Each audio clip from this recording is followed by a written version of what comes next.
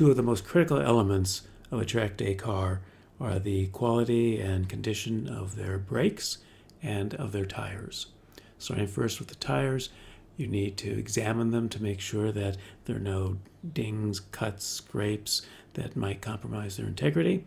You want to make sure they have the proper pressure, which as a start of a track day typically would be the same pressure as you would have on the street. The placard on your car is a good starting point. But as the tires warm up, that is the flexing of the carcass from cornering laterally and from acceleration and more braking longitudinally, that flexing of the tire material causes the air inside the tire to get hotter. And when air gets hotter, it expands, and particularly when it has water vapor in it, as it usually does when you've pumped it up from air in the environment rather than something dry like nitrogen out of a tank or air out of a compressor that has a water filter in it, a vapor filter. In that circumstance, you're going to have quite a large increase in tire pressure, and it's important to bleed them down during the course of the day. That means, of course, that at the end of the day, after the car has sat and cooled off and you've had a chat with some friends after the track has gone cold and you're ready to go home, you probably need to increase your pressure back up to close to where it was when you came. And then the next day, when the car is completely cold, that's the time to put truly the proper pressure in your tires, which you can only judge when the tire is absolutely cold.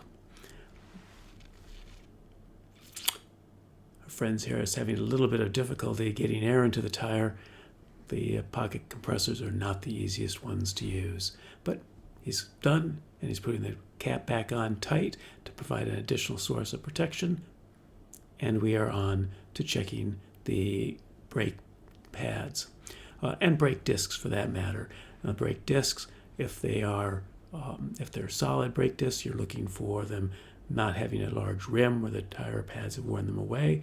If they're cross-drilled or slotted, you're looking for a lack of cracks from hole to hole.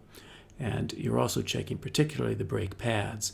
The leading edge tends to wear first, and that's the hardest to see, particularly the pads on the inside of the wheel. And you're looking for about 5 millimeters at least thickness. As noted before, you want to check your tires. Not just the air pressure, but also whether there's any cracking in the sidewall, whether there's any cuts in the tread, whether the tread feels relatively soft. If you stick your thumbnail in it, does it feel like it has some give to it? You might check the date code, the week and year of manufacture, make sure it's not too old.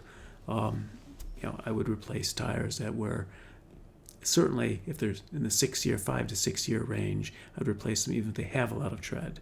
The last Porsche I bought had 10-year-old tires, and they were rock hard and not really worth driving on. Next up, we're going to be looking at fluid and belts, oil fluid and brake fluid. While our friend here looks for something to check the dipstick with, to wipe the dipstick so he can get a good reading, let's talk a little about brake fluid before we actually see it, because there's a lot to talk about there. You want to make sure you have the right level in the reservoir between min and max. You'd rather have it at max rather than min, but any place between is, I guess, appropriate. You're going to use brake fluid on the track. You're not going to make it go away, but as your brake pads wear down, more fluid will go from the reservoir into the brake lines. And what's in the brake lines is not in the reservoir, so it could fall below minimum. So you might need to top it up when you're at the track.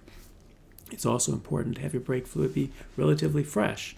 The brake fluid in our cars, it's hydroscopic. That means it takes humidity out of the air and brings it into the fluid, and that causes deterioration of the fluid. It can lead, if there's enough water in the fluid, it can actually lead to rust in your brake system, which is definitely quite bad.